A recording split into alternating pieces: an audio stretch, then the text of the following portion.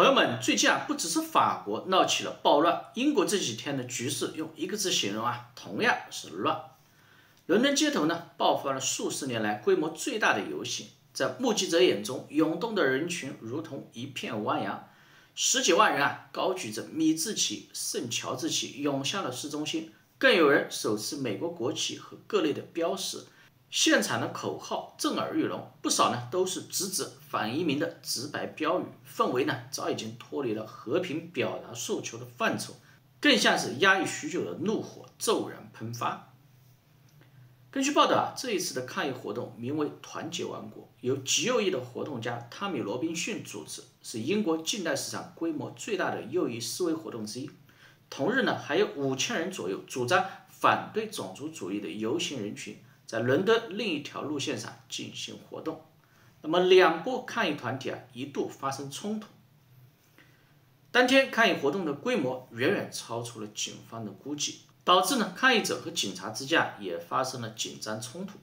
伦敦的警察局表示至少有25人被捕，26个警察受伤，其中4人伤势严重。那这场游行不只是英国人的情绪宣泄，还带着鲜明的国际联动的色彩。法国和德国的极右翼人物专程到场来站台，而前几天在美国被暗杀的查理·科克的遗像也被人群高举着视作偶像。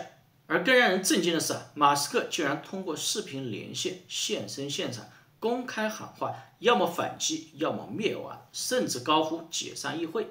这已经不是一场普通的街头抗议，而直接演变成了一场国际化的政治事件。那这件事情我们怎么看呢？首先这次移民他把英国社会人人知晓但是无人敢说的移民问题放到了台面上。过去10年英国的非法移民潮是空前的，人数每年都创新高。但是这也不只是英国一家的问题了。不过英国作为老牌资本主义国家，情况肯定是最严重之一。那面对汹涌的移民潮，政府的做法却让人大跌眼镜。他们把这些偷渡的安排在酒店里，可是这个安置费1年就得花上百亿的英镑，全是纳税人的钱但是政府却不 care， 你让普通的英国人怎么想呢？在他们的眼里，自己辛辛苦苦上班缴税，钱却被政府拿去养那些外来的偷渡者，自己的生活却无比的艰难，愤怒自然是持续的累积。更让人忍不了的是英国的穆斯林移民是越来越多，跟他们相关的犯罪也频繁发生。年初的时候，英国就因为强奸案频发闹过抗议，可是政府却不管不顾，就这么睁一只眼闭一只眼。更离谱的是英国的政治现在也变味了。一方面政府高层里有移民背景的官员是越来越多，英国最新的教育部长和司法部长都是巴基斯坦裔的第2代移民。而另一方面还有一些极端的人公开说要把伊斯兰教法引进英国，跟英国国教平起平坐。这摆明着是想搞2套宗教和法律体系，换任何一个普通的英国人那都是忍不了的。而这种政治层面的异化更直接激化了本就紧张的社会对立。我们分析英国眼下的乱局不能光看当下，而是要回溯时光，把时间线往回拉个几百年，这一切就清楚了。眼前这些鸡飞狗跳的破事根本不是什么突发的状况，不是这10几年才出现的新情况，而是当年英国扛着帝国主义的旗帜满世界的搞殖民，到处拆别人的家欠下的历史债务，现在终于到了该还本付息的时候了。当年的英国作为老牌的殖民大国，它跟其他的西方列强凑在一起，把全世界当成了提款机和试验场，手里拿着火枪火炮，砸开一个又一个弱小国家的大门。在印度殖民，他们拆了当地的手工棉纺业，把印度变成自己的原料产地和商品市场。在非洲殖民，他们拿着尺子在地图上随便的画国界，故意挑起族群矛盾，方便自己分而治之，掠夺黄金和钻石。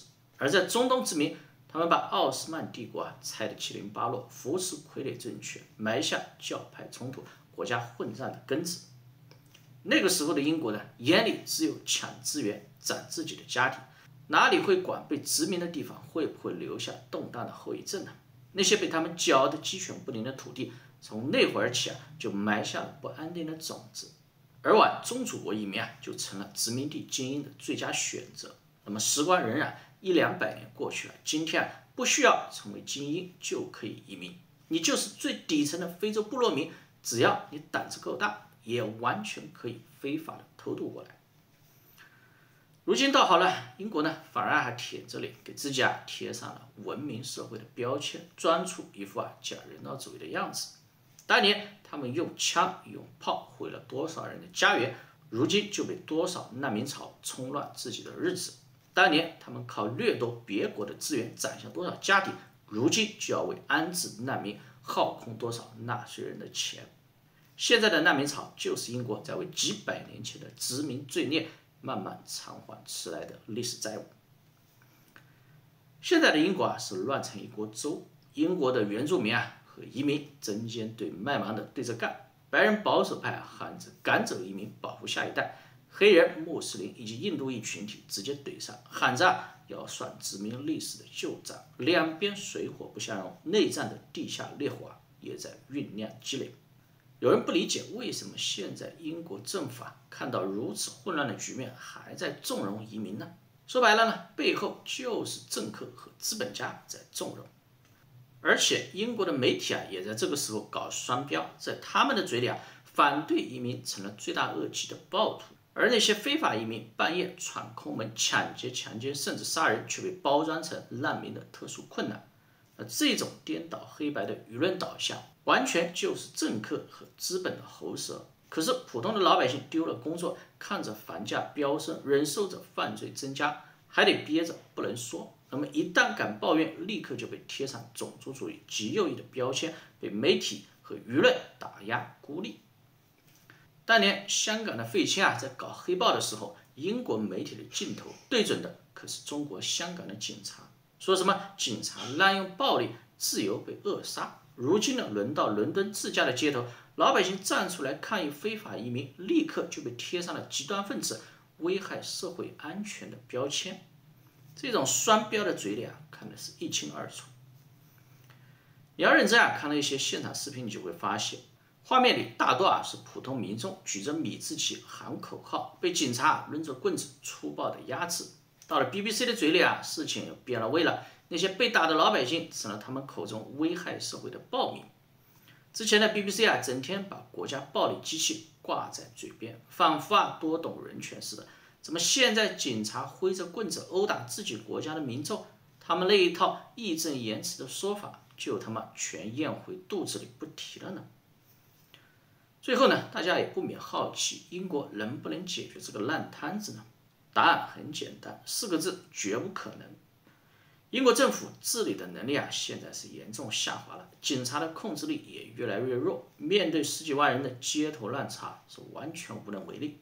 而英国的政治呢，现在也在急速的极化中，一边呢是高喊着反移民要保卫国家的右翼，一边是喊着反法西斯讲人道主义的大气，两边都不愿意让步，理性讨论被彻底的挤压，社会矛盾只能是越来越尖锐。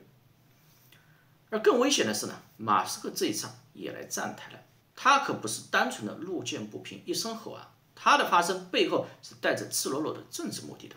马斯克跟现任的英国政府关系本来就很僵硬，一直呢在能源政策以及监管上冲突不断。这一次他高调的介入集会现场，视频连线喊话，说白了就是想借着街头运动掀翻政府。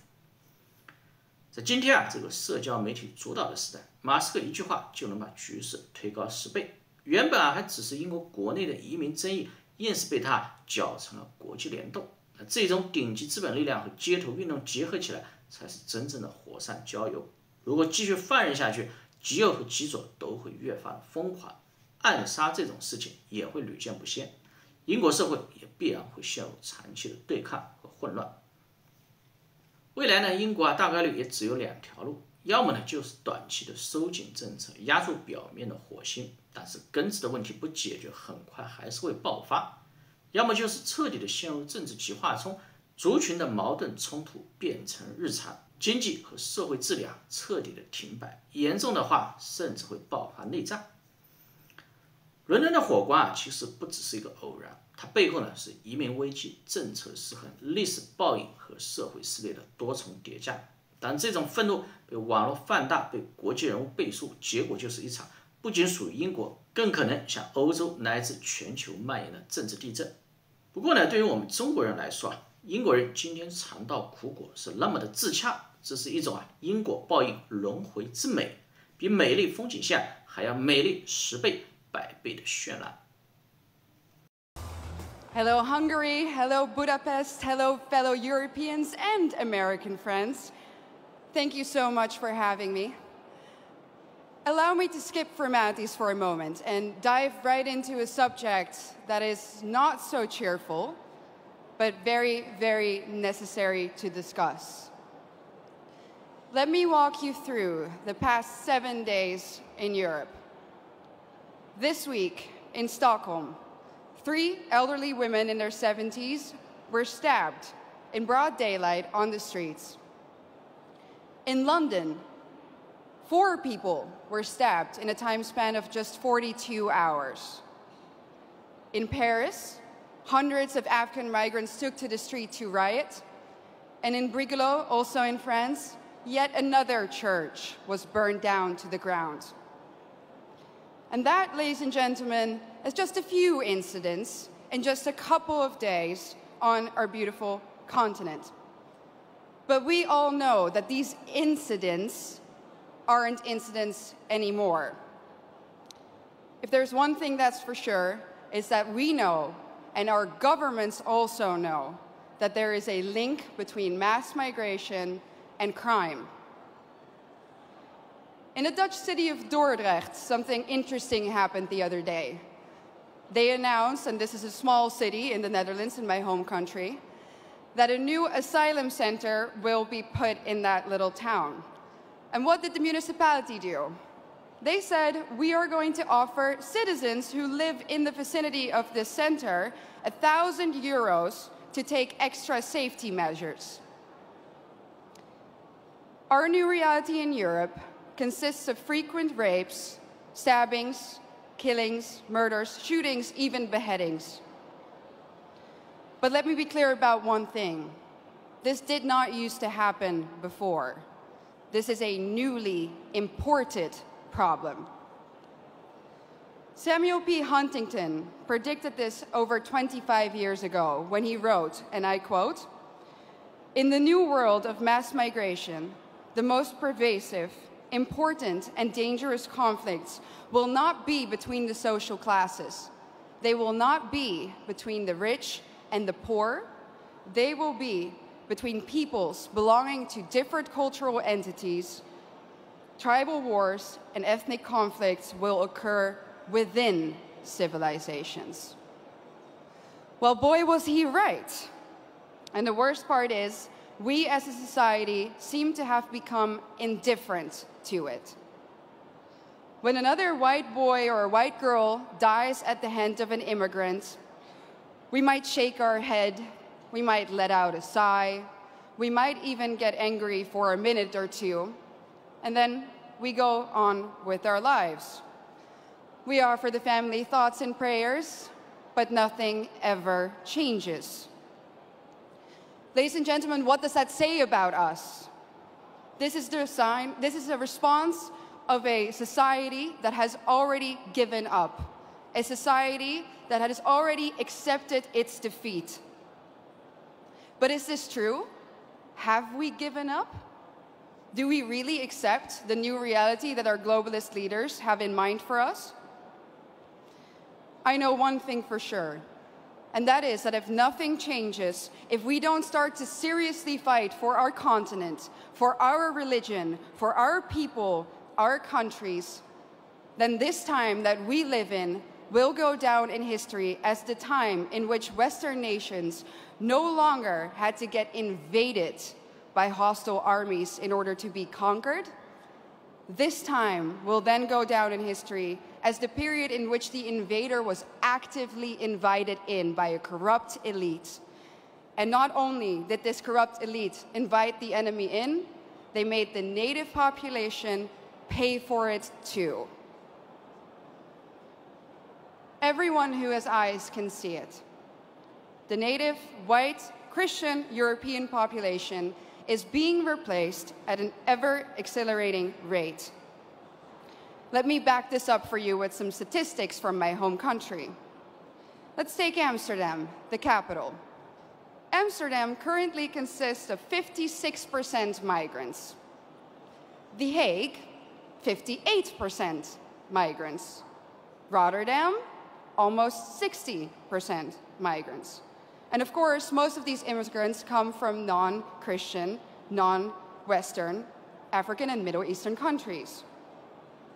Conclusion, the Dutch population is already outnumbered in the majority of our cities. But let's look onwards. London, 54% migrants. Again, conclusion, native population outnumbered. Brussels, color me shocked, 70% migrants. Conclusion, native population majorly outnumbered. And other Europeans will, of course, follow suit soon if they haven't already. So I'm going to draw the forbidden conclusion here. The Great Replacement theory is no longer a theory. It's reality. And what's interesting about replacement is that the establishment will either deny its existence, or when they admit to it, they say that it's a good thing that the native European population is soon no longer a majority on its own continent.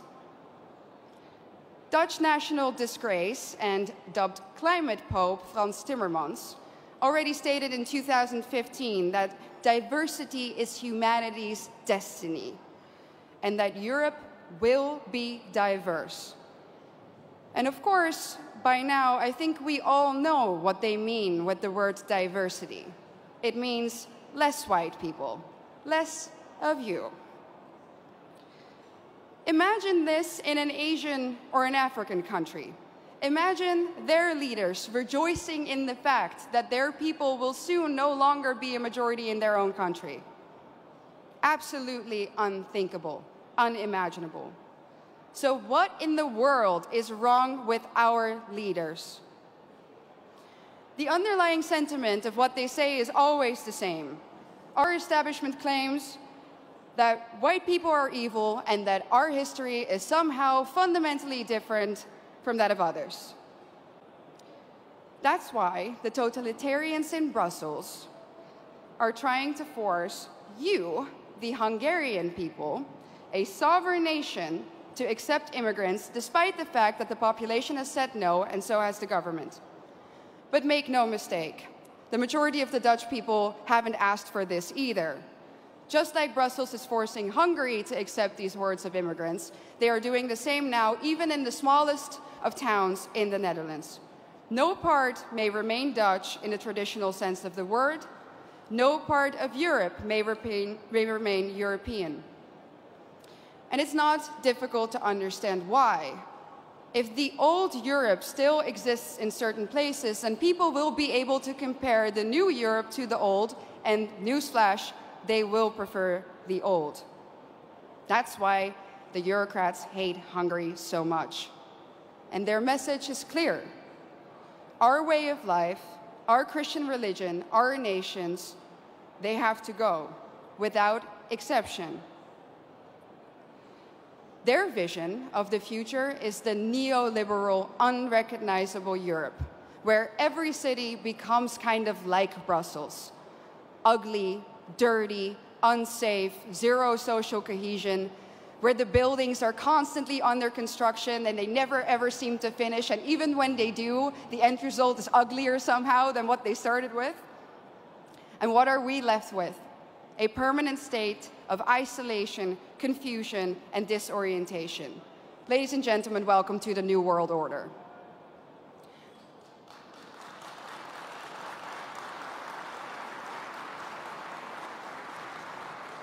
So what's the antidote? A strong Christian Europe of sovereign nation states. That's why we need to outright reject the lie that nationalism causes war.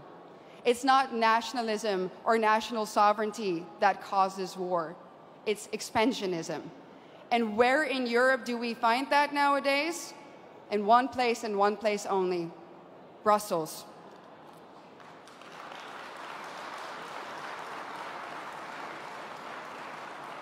Isn't it funny how the same people who erode our national sovereignty and love to do it, give it all up to the Eurocrats there, that those people are now telling us that we need to spend billions and billions of euros on the national sovereignty of Ukraine?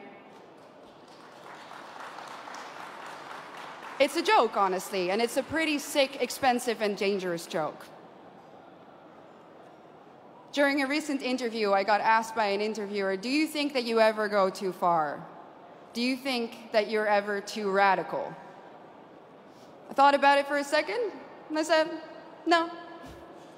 No, I don't think I go too far. Truth be told, ladies and gentlemen, I think we in Europe do not go far enough. I think that if we really think about the organized, structural attack on our civilization, that we don't do enough. Do we do enough to stop the attack on our families, on our continent, on our countries, on our religion?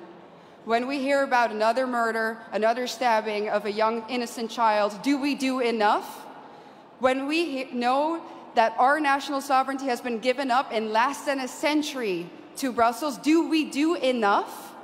When we hear that Christian kids in Germany are now converting to Islam to fit in, do we do enough? I don't think so.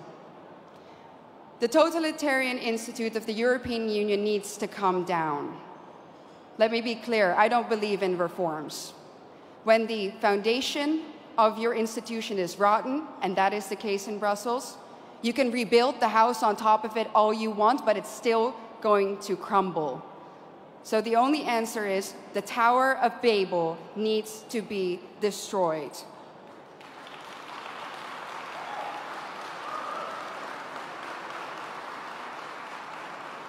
Ladies and gentlemen, we are the daughters and sons of the greatest nations on earth.